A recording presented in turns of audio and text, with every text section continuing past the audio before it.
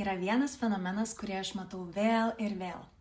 Moteris pasakoja apie tai, ką neseniai pasiekė, koks sunkus buvo jos sprendimas ir kiek drąsos tai pareikalavo. Ir tada pati save nutraukė. Bet čia tikriausiai nieko ypatingo. Ir tada kita moteris, mūsų moterų rate, ją sustabdo ir sako, palauk, ar tu pati girdi, ką tik pasakei? Tu padarai kažką nerealaus. Mes visos turim akląją zoną savo pačių sėkmiai.